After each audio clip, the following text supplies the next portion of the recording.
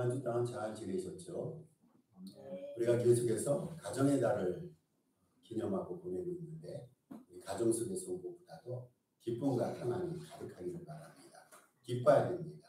삶의 자리가 기쁨으로 가득 차면 그게 살아있는 작은 천국이라 생각이 됩니다. 하나님께서 우리를 향하신 하나님의 바람이 있어요. 우리도 하나님 향해서 소원과 간구를 하나님 앞에 기도로 올려드립니다. 우리 간증도 하나님께서 우리에게 주신 그런 우리가 원하고 바라는 것을 이룬 그 열매 결과들, 이것이 세상 사람들 앞에 증언될 때 이것을 간증이란 말하죠. 우리가 하나님 앞에 원하고 바라는 소원 같은 게 있는데 반면에 하나님께서도 우리를 바라시는 하나님의 간절한 소원 같은 거, 바람 같은 것이 있어요. 하나님의 바람은 크게 두 가지입니다. 하나는 하나님께서는 모든 사람들이 믿어서 구원에 이르는 것, 이게 하나님의 바람이에요. 하나님께서는 멸망당하거나 지옥 가는 영혼이 한 사람도 있지 않기를 바랍니다.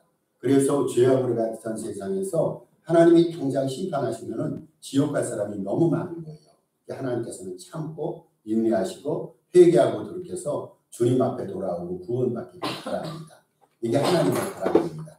또 한 가지 하나님께서 믿는 자들을 향하신 바람이 있어요. 모든 자들은 구원을 받는 것이 하나님의 바람이고 또 믿는 자들을 향하신 하나님의 바람이 있는데 그것은 우리가 범사에 기쁘게 사는 겁니다. 삶의 환경이 열악하고 삶의 환경이 필요할 수가 있어요. 그럼에도 불구하고 기쁘게 사는 삶, 이것이 믿는 자들을 향하신 하나님의 소망이 됩니다. 오늘 시편 저희가 96편 11절 12절을 읽었는데 이제 시편 96편이 길지가 않거든요. 시간 나시면 대개가 있어서 읽으시기 바랍니다. 이 시편 96편을 보면은 시인 96편의 저자가 하나님에 대해서 언급하는데 그 하나님이 어떤 하나님이냐면은 창조자 하나님이라 말합니다. 온 우주 만물을 지으신 하나님이라 말하고 그분이 또 믿는 자, 하나님을 기뻐하며 하나님을 따르는 자에게 구원을 주시는 분임을 말합니다. 그리고 그 하나님께서는 우주와 온 인간 세계를 통치하시고 다스리시는 그런 하나님임을 언급합니다. 다시 말해서 시편 92편의 시인 저자는요, 하나님에 대해 언급하기를 그 하나님은 만물을 창조하신 하나님, 그 하나님은 만물을 다스리신 하나님, 그 하나님은 또 만물에게 구원을 주시는 하나님이다. 이렇게 하나님에 대해서 언급하면서 그 하나님을 찬양하고 경배할 것을 강력하게 권합니다. 그게 이제 시편 96편의 내용이 되는 거예요. 근데 오늘 본문 말씀에 보니까 특별히 예수를 믿고 하나님을 섬기는 사람들을 향해서 하나님께서는 기쁨의 삶을 살아가라 라고 권하십니다. 하나님의 다스림과 통치와 하나님의 창조의 피조세계로 만들어졌고 하나님의 구원의 은혜를 받고 있는 예수 믿고 주의 은혜 가운데 살아가는 사람들은 기쁘게 살아야 됩니다. 그래서 오늘 저는 설교 제목을 믿음의 삶은 기쁘게 사는 것입니다 라고 선택해 봤습니다. 오늘 본문만이 아니라 이사야서 49장 13절에서도 이사야 선지자가 이렇게 말합니다. 하늘이여 노래하라, 땅이여 기뻐하라, 산들이여 즐거이 노래하라. 여호와가 그 백성을 위로하셨은즉 고난당한 자를 긍휼히 여길 것이니라 라고 말합니다. 여러분, 하나님께서 우리를 향하신, 하나님께서 당신을 섬기는 자를 향하신 하나님의 바람과 소원이 있다면 성경 전체에서 하나님의 백성들이 기뻐하고 또 기뻐하는 겁니다. 하면은 오늘 우리의 기쁨 지수를 한번 헤아려 보시기 바랍니다. 여러분 어저께 기뻤습니까? 조금 더 지나서 지난 주간 여러분 기뻤습니까? 안 기쁜 시간이 많았습니까? 기쁜 시간이 많았습니까? 그러면 오늘 교회 찾아나오면서 우리가 그런 기대를 할 수가 있어요. 예배 시간에 하나님을 만나고 구원의 은혜를 다시 한번 확인하고 하나님 주시는 신령한 축복과 은혜를 누리기 위해서 우리가 예배당에 찾아나왔는데 예배 시간 하나님을 만났는데 과연 여러분께서는 하나님께 앞에 이렇게 예배를 드릴 때 하나님이 기쁨을 충만케 해주신다 라는 기쁨을 향한 그러한 기대와 간절한 바람을 갖고 찾아나왔습니까? 이 시간 하나님께서 저와 여러분 우리 모두에게 풍성한 기쁨을 주시기를 소원합니다. 왜냐하면 예수 믿는 삶은 다른 게 아니라 기쁘게 사는 삶입니다. 그런데요, 기쁨과 비슷한 것이 있어요. 여러분 기쁨과 비슷한 것 가운데 무엇을 손꼽을 수가 있습니까? 행복이라는 것을 꼽을 수가 있습니다. 사실 이 기쁨과 행복은 비슷한 것 같은데 성경은 다르게 설명하고 있어요. 근데 안 믿는 사람들은요, 행복이 인생의 소원이에요. 안 믿는 사람들에게는 행복하자라고 열심히 일하고 행복하자라고 미국에 이민해갖고 우리가 최선의 삶을 살아갑니다. 자녀를 교육시키는 것도 행복을 위한 겁니다. 안 믿는 자의 입장에서 보면 종교인들이 종교생활하는 것도 그들 나름대로 행복을 목적으로 삼는다라고 정의합니다. 행복을 그런데 믿는 성도들은 우리 성경에서 좀 더 다르게 설명한 것을 알게 됩니다. 여러분이 행복이라는 것은요, 어디서 근원하냐면요, 외부 환경에서 근원합니다. 외부의 조건과 외부의 상황에 기인한 것이 행복이 됩니다. 쉽게 표현해서 행복이라는 것은요, 내가 외적으로 바라는 것이 있어요, 원하는 것이 있어요. 어떠한 공적과 업적을 쌓기를 바라는 것이 있는데 내가 원하고 바라는 것이 이루어졌을 때 그때 그것을 행복이라 말합니다. 그렇잖아요. 어떤 사람과 좋은 친구 관계를 유지하는데 그 사람이 나와 친구가 됐어요. 그러면 행복하단 말이죠. 내가 내 인생 바라고 원하는 내 인생의 목표가 있는데 그 목표를 어떻게 해서 이루었어요? 그러면 우리는 그것을 가르쳐서 행복이라 말합니다. 물론 성경에 말하는 기쁨이라는 것도 어떤 외적인 조건이 충족되었을 때 발생하기도 하지만 그것보다 이 기쁨이라는 것은 내부적인 조건에서 영합니다. 여러분, 이 기쁨이라는 것은 내부적인 조건에서, 행복은 외부적인 조건을 충족시켰을 때 얻어지는 것이고 기쁨은 내부적인 조건을 충족시켰을 때 얻어지는 겁니다.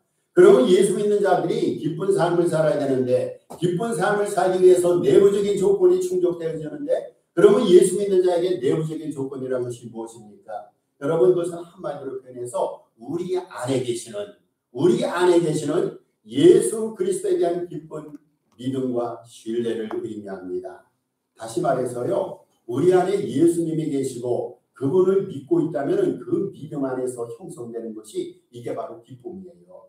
안 믿는 사람은 믿음이 없어도요, 행복을 얻을 수가 있어요. 그런데 예수 믿는 사람의 이 안에 형성되는 기쁨이라는 것은 예수님 까닭에 기인되는, 예수님을 신뢰하고 믿기 까닭에 형성되는 그러한 깊이 있고 의미 있는 기쁨을 말합니다.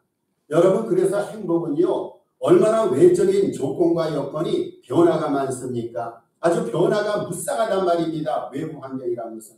여러분, 외부 환경이라는 것은요, 업앤다운이 굉장히 심해요. 그래서 외부 환경에 근원하는 행복은요, 흔들리기 쉽습니다. 그런데 기쁨은 흔들리지 않아요. 왜냐하면 우리 안에 계시는 우리 주님께서는요, 변함없으신 분이기 때문에, 우리가 그분을 기둥처럼 꼭 붙들고 있으면요, 그분으로 파생되는 기쁨이기 때문에, 우리 안에서 형성되는 기쁨이기 때문에 이것은 외적인 여건과 조건과는 상관이 없단 말이죠. 외적으로는 우리가 불행하고 열악한 환경 속에 살아갑니다. 그런데 우리 내부에는 기쁨이 풍족합니다. 성경에서 우리를 향해서 기쁘게 살라고 말할 때 그 기쁨의 삶이란 것은 행복하는 다른 차원의 우리 안에서 예수님을 믿고 신뢰하고 따라가기 때문에 형성되는 그러한 깊이 있고 의미 있는 기쁨을 논합니다. 여러분, 기쁨이란 것은요, 어떤 환경에서도 흔들리지 않습니다. 우리가 이제 헬라어를 잠깐 봅니다. 여기 헬라어를 보면요, 은혜를 헬라어로 카리스라고 말합니다. 은혜. 성경에 은혜라는 단어가 얼마나 많이 나옵니까? 그런데 이 은혜라는 그 헬라어 카리스라는 말은요, 기쁨의 헬라어는 카라라는 단어의 어원입니다. 뭘 말하냐면요, 이 카라라는 단어는요, 카리스로부터 파생이 된 거예요.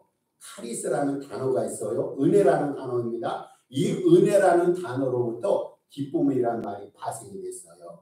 다시 말해서 우리가 은혜 안에 살아갈 때 현실과 관계없이 우리는 늘 기쁘기 마련입니다. 여러분, 이것이 기쁨입니다. 은혜라는 단어와 그리고 기쁨이라는 헬라어 단어를 우리가 기억해 주시면서 그 기쁨이라는 단어는 은혜라는 단어로부터 기인하기 때문에 은혜 안에 살 때 현실과 상황에 관계없이 우리가 늘 기쁘다라는 것을 우리가 기억하셔야 됩니다. 여러분, 초대교회 보면요, 초대교회 성도들은요, 늘 기쁨에 충만했어요. 초대교회 성도들입니다. 그래서 초대교회 성도들을 언급할 때 성경 기절이 뭐라고 말하냐면 초대교회 성도들은 기쁨으로 늘 충만했다라고 말합니다. 이게 초대교회 삶의 특징이었어요. 초대교회 교인들의 삶의 특징이었단 말이죠. 여러분 그들은요 예수를 믿는다는 이유 때문에 환난과 핍박을 많이 받았어요. 그렇잖아요. 초대교회 성도들은요 주님을 믿으면요 최소한 직장에서 잘려야 됩니다. 그리고 맹수의 밥이 돼야 됩니다. 로마의 원형 경기장에서 사자의 밥이 되는 그런 크리스찬들을 우리는 영화를 통해서 많이 봤습니다. 예수를 믿으면 그때 환난과 핍박을 받았단 말이죠. 그런데 초대교회 성도들은요 예수님을 믿기 까닭에 내면의 기쁨이 충만했어요. 역설적인 재미있는 얘기가 아닙니까? 예수를 믿기 때문에 저들은 행복치 않았어요.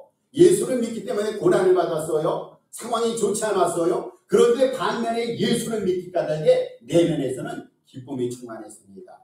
예수를 믿기 까닭에 행복치 않았지만 예수를 믿기 까닭에 저들은 기쁨으로 충만했어요. 여러분 이것이 성경에서 말하는 참된 기쁨이란 말이죠. 그래서 베드로전서 4장 13절에도 이렇게 말합니다. 오직 너희가 그리스도의 고난에 참여하는 것으로 즐거워하라. 이는 그의 영광을 나타나실 때 너희로 즐거워하고 기뻐하게 하려 함이라 했습니다. 우리 성도로서 기뻐해야 되는 것은 취사선택 사람이 아니라는 거죠.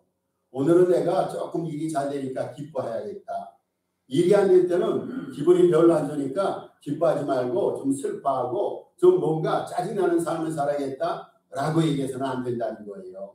왜냐하면 기쁨의 근원 되시는 예수님이 우리 안에 계시기 때문에 그분이 기쁨의 생산자인데 기쁨을 자꾸만 우리 영혼 속에 부어주시지 않습니까? 그런데 주님을 모시고 주님을 우리 안에 섬기고 살아가면서도 기쁘지 못한 삶을 살아간다면 우리 믿음의 주소가 과연 뭐냐 말입니다. 기쁘게 사는 것은요, 기뻐해야 되는 것은요, 하나님의 뜻이고 또 성도로서 올바로 믿음 생활하는 겁니다. 다시 말씀드립니다. 기쁘게 신앙생활하는 것이 올바른 믿음 생활이에요.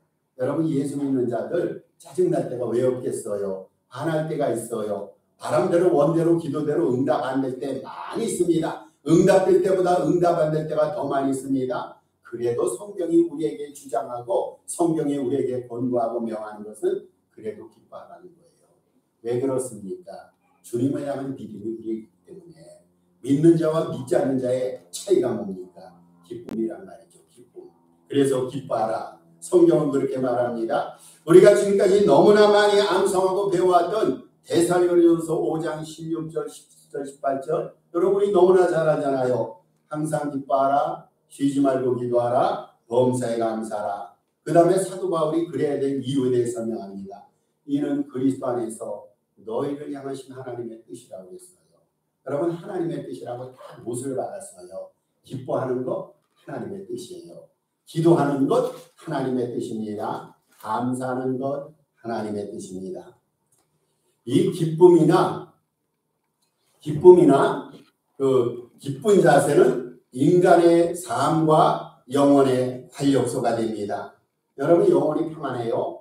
우리 영혼 속에 기쁨이 가득 찹니다. 그러면 인생과 삶과 일에 활력이 넘칩니다. 우리가 기쁨을 일한단 말이죠. 기쁨으로 일할 때요. 반드시 우리가 기억해야 될 것이 있어요. 기쁨으로 일하면 힘든 일도 그다지 힘들지 않아요. 제가 간혹 가다가 설교할 때 힘이 들 때가 있어요. 그렇죠? 여기 머리 자르는 일 있잖아요. 우리 집사람이 저 존경하는 게 설교 준비하는 게 존경스럽대요. 매주마다 학창시절에 우리가 텀페이퍼 같은 거 썼어요. 논문을 썼어요. 얼마나 머리에 쥐가 납니까? 근데 저는 매주마다 이렇게 성경을 구상해야 됩니다. 그렇죠? 구상하다 보니까 그거 하나는 저를 존경하는 것 같아요. 여러분 근데요. 이게 어디서 이렇게 설교가 써지냐니까 내가 가만히 생각해 봤어요. 설교 원고를 쓰고 설교 내용을 작성해야 되는데 이것이 수월하게 작성될 때가 있고 그러지 못할 때가 있어요. 제가요 설교를 준비하면서 짜증이 나거나 화가 난 상태로 설교를 내용을 준비하다 보면요 원고가 진척이 안 돼요. 영감이 떠오르지가 않아요. 그런데 모든 거 내려놓고 주님이 함께 하시고 주님이 책임져 주시겠지. 주님을 향한 기쁨에 대한 마음을 가지고 설교를 준비하다 보면요. 물론 제가 여러분에게 설교를 해서 은혜 끼치는 것은 그 뒤의 문제입니다. 그런데 제 나름대로 설교를 준비하면서 설교 준비가 수월해지고 제 마음속에 기쁨이 들어옵니다. 여러분, 기쁨으로 설교를 준비하다 보니까 이게 진척과 진도가 제대로 되더라고요. 우리가 기쁨으로 일하면요, 분명히 그것이 어려운 일이에요. 이 인간의 육체적 능력을 초월하는 일인데 기쁨으로 일하다 보면 실제로 그것이 힘이 들지 않는 경우를 얼마나 많이 경험했습니까? 여러분, 우리가 누군가를 사랑하는 마음으로요, 그 사람을 위해서 뭔가를 하면요, 그 일이 힘들지가 않아요. 왜냐하면 사랑 안에 기쁨이 있기 때문에. 그런데 아무리 쉬운 일이라도요, 짜증내고 기쁨이 없다면요, 이 일이 천근만금처럼 무거워지기 마련입니다. 여러분, 우리가 기쁨 없이 일하면요, 인간의 삶과 영혼은요, 메마르고요, 몸이 건조해질 수가 있습니다.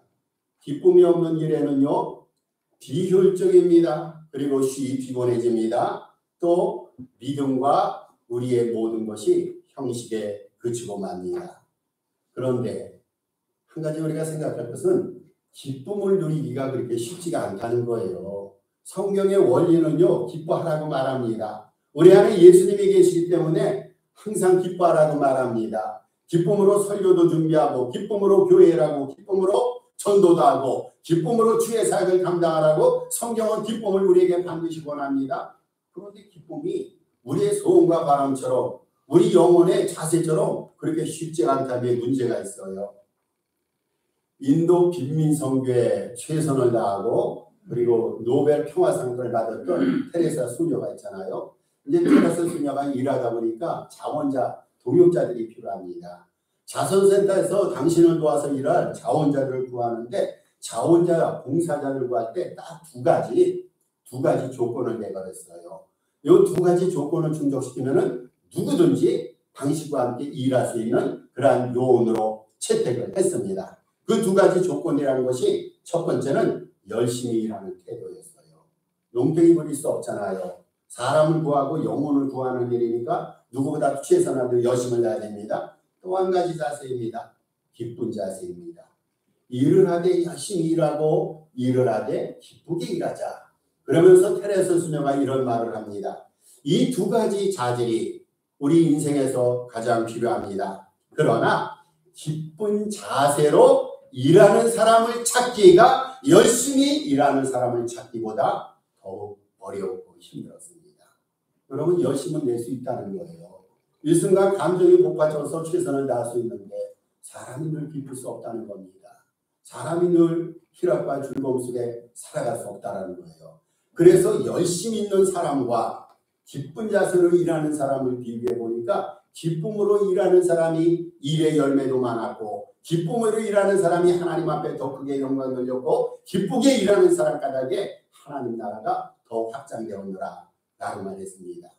여러분, 우리는 범사에 기뻐해야 됩니다.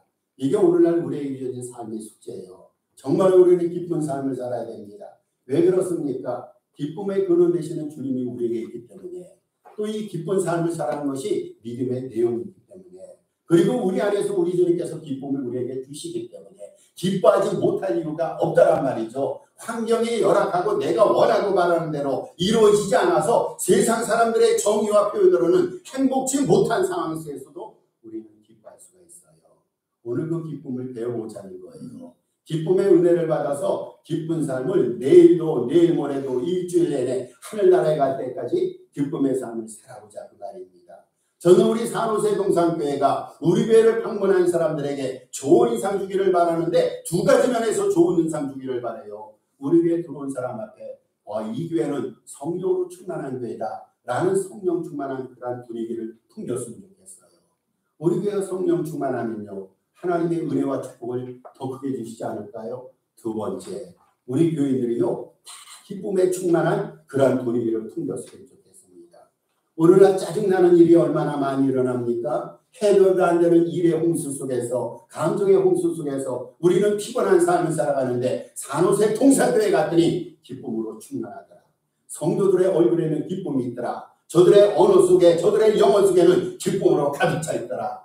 이러한 기쁨 충만한 교회로서 소문이 나기를 바랍니다. 성령 충만한 교회, 기쁨 충만한 교회가 되면 여러분, 우리가 어디 나가서 그리스도 앞에 오시오 입으로 전도하지 않는다 할지라도 자동 은혜 가운데 전도가 될 줄로 믿어요. 그러면 어떻게 우리가요? 범사에 기뻐할 수 있을까요? 범사에 기뻐할 수 있는 세 가지 요인이 있어요. 첫째로 구원의 은혜를 확신해야 됩니다. 여러분 우리가 구원의 은혜를 확신해야 됩니다. 로마서 5장 2절에서 사도 바울이 이렇게 말합니다. 우리가 믿음으로 서 있는 이 은혜에 들어감을 얻었으며 하나님의 영광을 말하고 즐거워하느니라. 사도 바울이 말하기는요. 우리가 믿음으로 서 있는 은혜에 들어갔기 때문에 우리는 즐거워한다라는 말입니다. 여러분 믿음으로 서 있는 은혜가 뭘까요? 구원의 은혜입니다. 구원의 은혜. 하나님이 우리에게 구원의 은혜를 주셨어요. 여러분 하나님이 우리에게 구원의 은혜를 주신 것은 이게 하나님의 선물이란 말이죠. 이거 감사하고 기쁘지 않습니까?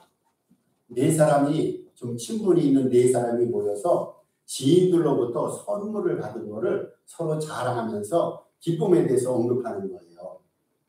첫 번째 사람이 자기는 아주 아름다운 문양이 생겼는지 양말을 받았다. 선물로 받았다면서 그 양말을 보여줬습니다. 기뻐하면서 보여줬어요. 두 번째 사람이 양말을 받았던 사람을 지그시 바라면서 했더니 두 번째 사람이 뭐라고 말하냐면 자기는 자기 지인으로부터 아주 좋은 운동화를 받았대요. 좋은 운동화를 받았대요. 그러면서 자랑을 하는 거예요. 그런데 세 번째 사람이 자기가 타고 온 게 자전거예요. 자기는 지인으로부터 자전거를 받았다. 라고 기뻐하면서 자랑합니다. 그런데 네 번째 사람이 주머니 속에서 키를 쫙 꺼내더니 자기는 지인으로부터 자동차를 선물로 받았다는 거예요. 여러분 생각해 보세요. 양말이니 자전차니 그리고 신발이니 이 모든 것이 걷기라든지 걸어가는 데 필요한 운동하고 움직이는 데 필요한 도구들 아닙니까? 그럼 이 네 가지 도구들 가운데 이 네 가지 선물 가운데 여러분은 어떤 선물에 가장 기뻐하겠습니까? 말을 못합니까? 자동차 선물이 가장 커다란 선물이란 말이죠. 하나님이 우리에게 주시는 은혜가 굉장히 많이 있어요. 여러분 크고 작은 은혜들이 많이 있습니다. 저는 그 은혜들 가운데 가장 커다란 은혜, 가장 결정적인 은혜가 있다고 한다면 성경이 그렇게 말합니다. 구원의 은혜라는 거예요. 하나님이 우리에게 구원의 은혜를 주셨어요. 하나님 우리에게 영생의 은혜를 주셨어요. 여러분 이것이 기뻐할 이유가 아닙니까? 아무리 지상에서 잘 산다 할지라도 지상에서 세상 사람들보다 더 물질적으로 문화적으로 풍요한 삶을 누린다 할지라도 그 사람이 영원히 구원을 못 받아서요. 세상에서는 잘 사는지 모르지만 죽어서 지옥 간다면 그게 여러분 온전하고 바람직한 삶입니까? 아니죠. 그런데 우리는 하나님의 은혜와 축복, 구원과 영생의 축복과 은혜를 받았단 말이죠. 여러분 이것과 달리 우리 하나님 앞에 기쁜 삶을 살아야 됩니다. 구원을 받았어요. 천국의 상속자가 됐어요. 천국 시민이 됐어요. 하나님의 아들이 되고 딸이 됐습니다. 여러분 이것이 얼마나 감사하고 얼마나 기쁜 일입니까? 세상을 살아가면서 영생과는 비교도 안 되는 조그만 일로 인해서 허무하게 느끼거나 슬퍼하지 말자라는 거예요. 주님께서 우리에게 구원과 영생의 은혜를 주셨기 때문에 이것을 확신하면서 어려움과 고난이 있다면 구원의 확신까지 모든 것을 극복하면서 하나님 앞에 영광을 돌리며 기쁜 삶을 살아가자고 바울이 그렇게 호소하는 거예요. 두 번째로 하나님의 사랑을 확신해야 됩니다. 범사에 기뻐할 수 있는 두 번째 비결은 하나님의 사랑을 확신하는 거예요. 이것도 로마서 5장 8절에서 사도 바울이 이렇게 말합니다. 우리가 아직 죄인 되었을 때 그리스도께서 우리를 위하여 죽으심으로 우리에 대한 자기의 자랑을 확증하셨느니라. 여러분 주님이 우리를 사랑하셨는데 언제 우리를 사랑하셨어요? 죄인일 때 사랑하셨어요. 우리가 보통 누군가를 사랑할 때 그 사람의 인생을 보고 삶을 보면서 그 사람을 사랑하지 않습니까? 우리는 조건과 여건에 따라서 사람을 사랑합니다. 그 사람으로부터 뭔가를 바라는 것을 내가 원했을 때 그 사람을 give and take 식으로 사랑하게 됩니다. 그런데 우리 주님께서 우리를 사랑하셨는데 우리가 죄인이고 하나님과 불화하고 하나님을 배신하는 그 상황 속에 있을 때도 주님께서 우리를 위해서 돌아가셨다고 말합니다. 그 사랑을 통해서 우리를 향한 당신의 사랑을 확증하셨느니라 성경은 말합니다. 여러분 주님은 사랑이 돼서요. 주님께서 우리를 사랑하세요. 우리가 주님으로부터 사랑받을 만한 이러한 자격이 우리에게 있습니까? 여러분 우리가 정말로 주님께서 우리의 믿음을 다른 사람의 믿음과 비교 분석하셨을 때 큰 말만한 믿음의 장점이 과연 우리에게 있습니까? 우리는 주님을 위해서 정말로 사랑받을 만큼 주님의 일을 열심히 하고 교회를 이렇게 열심히 섬겨왔습니까? 물론 그런 때도 있었어요. 그런데 대부분의 경우에는요, 우리는 하나님과 오히려 불화하고 하나님 앞에 불순종하고 하나님의 뜻대로 살지 못한 때가 얼마나 많이 있었습니까? 그럼에도 불구하고요, 하나님은 우리를 사랑하세요. 지난날도 사랑하셨어요. 지금도 사랑하십니다. 앞으로도 하나님께서는 우리를 더욱 사랑하실 거예요. 여러분, 지난날 우리가 예수를 잘 믿었다고 해서 그것보다 앞으로 우리 이 주님을 더 잘 섬긴다고 해서 주님의 사랑이 우리보다 더 커집니까? 예전보다? 아니라는 거죠. 이전이나 지금이나 이후나 주님의 사랑은 늘상 풍성하고 동일하고 한결같습니다. 어제나 오늘이나 영원히 한결같이 우리를 사랑하시는 사랑입니다. 그 사랑 까닭에, 여러분, 그 사랑 까닭에 오늘날 우리가 존재하는 거예요.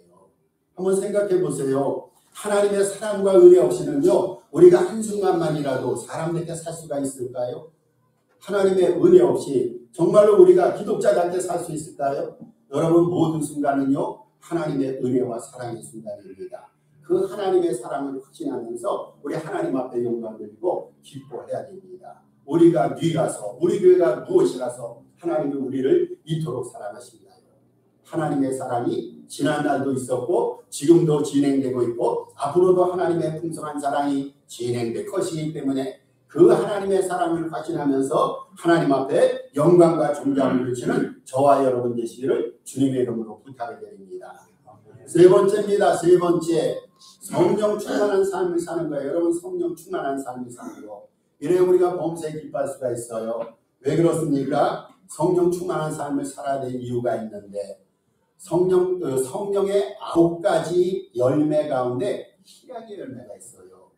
우리가 성령 충만한 삶을 살면요, 성령이 우리 안에 들어오셔서 9가지 열매를 맺는 거예요. 사랑으로부터 시작해서 절제에 이르는 9가지 열매가 맺어지는데, 그 9가지 열매 가운데 첫 번째 열매가 사랑의 열매죠. 두 번째 열매가 희락의 열매란 말이죠. 그렇다면요, 여러분, 성령을 받지 못한 사람은요, 성령 받기를 거부하는 사람에게는 기쁨이 없어요. 왜냐하면 이 기쁨은요, 성령의 작품이에요. 성령의 작품. 내가 기쁨을 만들어내는 게 아니에요. 여러분, 우리가 삶을 살아가면서 우리가 스스로 만들 수 있는 인생의 작품들이 많이 있습니다. 그런데 기쁨이란 것은 인생이 스스로 만들 수 있는 인생 작품이 아니라 우리 안에 내주하시는 성령의 열매이고 성령의 역사심이에요. 여러분, 성령께서 기쁨의 열매를 맺어주셔야지만이 그 사람이 기쁜 삶을 살아갈 수 있단 말이죠. 다시 행복으로 돌아갑니다. 여러분, 행복이라는 것은요, 세상적 즐거움이라든지 세상적 행복이라는 것은요, 종종 우울증을 동반합니다. 우울증을 동반합니다. 어떤 영국 배우가 영국 한 편을 무대에 올려놓기 위해서 6개월을 열심히 준비를 했어요. 같은 단원들과. 이제 마지막 연극을 잘했습니다. 관객들로부터 환호를 받았어요. 마지막 이제 콜이라고 그러죠. 마지막 커튼이 딱 내려왔습니다. 모든 관객들이 다 떠나고, 그리고 함께 일했던, 함께 사역했던 모든 연극 동료들도 다 떠나고, 주인공들 연극 배우가 가만히 생각해 보니까 갑자기 슬픔이 밀려온다는 거예요. 아니, 관객들로부터 간체를 받고 박수를 받았다면 응당 기뻐야 되지 않습니까? 이 순간은 기뻤대요. 그런데 6개월 동안 그렇게 수고하고 그렇게 연습을 많이 해서 한 편의 연극을 올려놓기 위해서 이렇게 애쓰고 수고했던 과거의 자기의 그 노력들을 생각하니까 갑자기 험해진다는 거예요. 여러분, 우리 인생이 그런 것 아닙니까? 세상의 행복과 즐거움이라는 목적에 달성하기 위해서 정말로 열심히 일했어요. 그런데 막상 그것을 얻어보니까 이게 온전한 기쁨이 아니라 허무인 경우가 얼마나 많습니까? 그런데 우리 안에 맺어지는 기쁨은요, 큰 소리가 나지 않아요. 요란하지 않습니다. 그런데 우리의 심령을 묵묵히 채웁니다. 이것이 기쁨입니다. 여러분, 안개 있잖아요. 안개 위에 가랑이 젖는다고. 안개 속을 걸어가다 보면요, 머리가 젖게 됩니다. 물론 머리를 씻지 않았는데 그렇게 젖어지게 됩니다. 하나님의 기쁨, 하나님이 주시는 기쁨이 안개비 젖듯이 묵직하게, 그러면서도 소리 없이 우리 영혼 속에 임하게 됩니다. 우리는 처음에 그것이 기쁨인지 몰랐어요. 나중에 생각해보니까 기쁨이 우리의 영혼을 적셔가고 있더라고요. 촉촉이 적셔가고 있더라고요. 여러분, 이것이 주님께서 우리에게 선물을 주시는 기쁨입니다. 그래서 요한복음 16장 22절에 이렇게 말합니다. 지금은 너희가 근심하나, 예수님 말씀입니다. 다시 내가 너희를 보리니 너희 마음이 기쁠 것이요 너희 기쁨을 빼앗을 자가 없느니라. 주님이 이렇게 말씀하셨어요. 여러분, 이것이 무슨 말입니까? 다시 내가 너희를 보리니 너희 기쁨이 충만하리라. 이것은 우리 주님께서 하늘나라 가시고 성령을 보내주시는데, 그 성령이 오셔서 저들과 함께 하실 때 성령이 주시는 열매의 기쁨으로 충만케 하시겠다는 거예요. 여러분, 우리가 성령을 받아들이고 성령 충만한 삶을 살면 성령께서 우리 안에 기쁨의 열매를 맺어주십니다. 그 기쁨이 우리의 심령을 채우는 거예요. 여러분, 성령의 열매로 충만한 사람, 성령으로 충만한 사람은 삶의 자리가 기쁨으로 가득 차기 마련입니다. 우리 교우들이 성령으로 충만하면요, 예배를 드리는 이 공간과 이 시간이 성령 충만한 공간과 시간이 됩니다. 여러분, 성령은 기쁨의 영이에요. 성령은 진리의 영이고 기쁨의 영입니다. 성령으로부터 우리의 기쁨을 빼앗아갈 자가 누가 있습니까?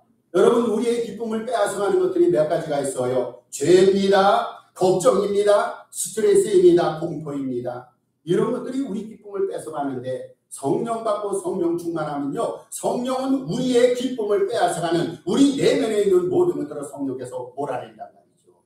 성령이 우리의 심령을 채우시면요, 기쁨을 앗아가는 모든 삶의 요소들을 성령이 다 극복해 하시고 성령이 처리해 주실 거예요. 성령 받기를 바랍니다. 여러분, 성령 충만한 저와 여러분 되시기를, 우리 산호세 동상교회를 주님의 이름으로 축복합니다. 주님의 구원하심과 주님의 사랑하심을 성령께서는 확신케 합니다. 제가 구원의 은혜를 확신해야 된다 말씀드렸어요. 하나님의 사랑을 확신해야 된다 말씀드렸습니다. 그래야 기쁨이 우리 안에 들어온다 말했습니다. 그러면은 구원의 은혜를 확신케 하는 존재가 성령님입니다. 성령님이 우리 안에서 당신 구원받았어 라고 계속해서 얘기하고 간직케 하시는 거예요. 성령님께서 우리 안에서 당신은 하나님의 사랑의 범주 속에 살아가는 존재야. 하나님이 당신을 사랑하셔. 하나님이 당신과 가정과 산호세 동상교회를 사랑하셔. 이렇게 성령께서 하나님의 사랑하심을 확신케 합니다. 성령께서 구원의 은혜와 하나님의 사랑을 확신케 함으로써 우리는 늘상 기쁨 충만한 삶을 살아가게 됩니다. 여러분, 결론을 짓습니다. 말씀을 결론 짓습니다. 믿음의 삶은요, 환경을 넘어서 기쁘게 사는 겁니다. 기억하십시다. 한 번만 사는 인생이에요. 정말 인생이 여러 차례 있어서요, 대충 살고 조금 진지하게 살고 마지막 생은 더 거룩하고 성결하게 살면 좋겠어요. 그런데 우리들에게는요, 오히려 오직 유기례적인 인생 살아갑니다. 한 번밖에 없습니다. 이 한 번만 사는 인생 기쁘게 살았으면 좋겠어요. 여러분, 한 번 사는 인생 즐겁게 살았으면 좋겠어요. 우리가 지상에서 예수님을 한 번만 믿는단 말이죠. 잘 믿었으면 좋겠어요. 여러분, 지상에서 우리가 성령님을 모시고 살아가는데 이게 지상에서만 있는 일입니다. 그렇다면요, 성령을 모시고 성령 충만하게 살았으면 좋겠어요. 여러분, 기쁘게 삶을 살았으면 좋겠어요. 기쁨이라는 것은요, 우리가 선택할 수 있는 거예요. 슬픔도 선택할 수가 있어요. 기쁨도 선택할 수가 있습니다. 외부 상황은 우리가 다스릴 수가 없어요. 외부 상황에서 뭐라고 말하는 사람들의 말소리, 비난소리 우리가 다스릴 수가 없고 통제할 수가 없어요. 그런데 우리의 내면은 다스릴 수가 있어요. 우리의 내면과 영혼과 공간을 기쁨으로 채워갈 수가 있어요. 다시 말씀드립니다. 기쁨은 우리들이 선택할 수 있는 것입니다.